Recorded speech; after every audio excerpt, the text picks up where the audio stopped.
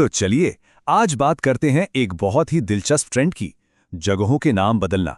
और इसके लिए हम चलेंगे भारत के सबसे बड़े राज्य उत्तर प्रदेश में, जहां पिछले कुछ सालों में कई शहरों और कस्बों के नाम बदले गए हैं। आइए समझते हैं कि इन बदलावों के पीछे की कहानी आखिर है क्या। बात शुरू करते हैं एक ऐसे नाम से जिसने शायद पूरे देश का ध्यान इस तरफ खींचा।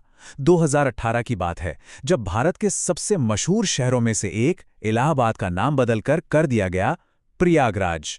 ये सिर्फ एक नाम का बदलना नहीं था, बल्कि एक बड़े बदलाव की शुरुआत का संकेत था। और ये सिलसिला सिर्फ इलाहाबाद पर ही नहीं रुका। असल में 2018 का साल तो नाम बदलने के लिहाज से एक बड़ा साल था। एक ही साल में 3 बड़े बदलाव, मुगलसराय स्टेशन, इलाहाबाद और फिर फैजाबाद। इससे ये तो साफ हो गया था कि ये कोई एक दो शहरों की बात नहीं है, बल्कि एक बड़ा पैटर्न उभर रहा है। तो ये तो हुई गुजरी हुई बात, लेकिन आगे क्या? क्या ये ट्रेंड यहीं थम गया है, या फिर नक्शे पर और भी कई नाम बदलने वाले हैं? चलिए इसी पर एक नजर डालते हैं। तो कितने नाम? 1, 2 नहीं, पूरे 12। जी हां, उत्तर प्रदेश में 12 और जगहों के नाम बदलने का प्रस्ताव है। ये नंबर अपने आप में बहुत कुछ कहता है ना? तो ये कौन कौन सी जगहें हैं, जरा इस लिस्ट पर नजर डालिए। अलीगढ़ का नाम हरिगढ़ या आर्यगढ़, फर्रुखाबाद का पांचाल नगर, सुल्तानपुर का कुशभवनपुर। अब ये सिर्फ नए नाम नहीं लग रहे हैं। ऐसा लगता है कि इन जगहों को उनके ऐतिहासिक या कह सकते हैं सांस्कृतिक जड़ों से जोड़ने की एक कोशिश है। और लिस्ट अभी खत्म नहीं हुई है। देखिए, आगरा का नाम अग्रवन, मैनपुरी का मयनपुरी और गाजीपुर का गाधीपुरी। मतलब ये बदलाव की लहर सिर्फ कुछ इलाकों तक सीमित नहीं है, ये पूरे राज्य में फैलती दिख रही है। अभी तक तो हम बड़े शहरों और जिलों की बात कर रहे थे, लेकिन क्या यह बदलाव सिर्फ बड़े नक्शों पर ही हो रहा है, या फिर इसका असर हमारी रोजमर्रा की जिंदगी, मतलब गलियों और बाजारों तक भी पहुंच गया है? चलिए थोड़ा और गहराई में उतरते हैं। अब ये उदाहरण देखिए, ये बहुत दिलचस्प है। एक बाजार का नाम उर्दू बाजार से बदलकर हिंदी बाजार कर दिया गया। अब इसे सिर्फ एक शब्द का बदलना नहीं कह सकते, ये एक भाषा से दूसरी भाषा की तरफ एक शिफ्ट है, और शायद एक गहरे सांस्कृतिक बदलाव का भी इशारा।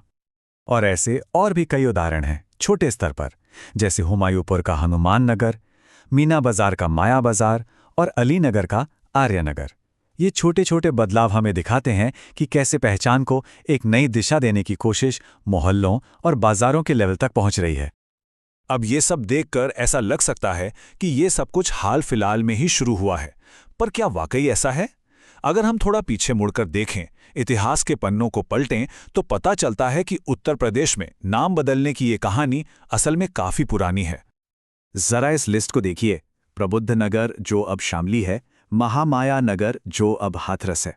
ये सब बदलाव पिछली सरकारों के कार्यकाल में हुए थे। तो इससे एक बात तो साफ हो जाती है कि जगहों के नाम बदलना सिर्फ किसी एक राजनीतिक दल की सोच नहीं रही है, बल्कि ये उत्तर प्रदेश की राजनीति का एक हिस्सा सा बन गया है। तो अब इन सभी बदलावों को, जो हो चुके हैं, जो होने वाले हैं और जो पहले हुए थे, एक साथ रखकर देखें तो क्या तस्वीर सामने आती है? यह सिर्फ साइन बोर्ड बदलने की बात है, या इसके पीछे कोई गहरी कहानी है? कुल मिलाकर देखें तो ये 2 दर्जन से भी ज्यादा जगहों की कहानी है, वो भी सिर्फ एक राज्य में। ये हमें दिखाता है कि भारत के सबसे बड़े राज्य में पहचान, इतिहास और सियासत, ये तीनों चीजें कितनी गहराई से एक दूसरे से जुड़ी हुई हैं।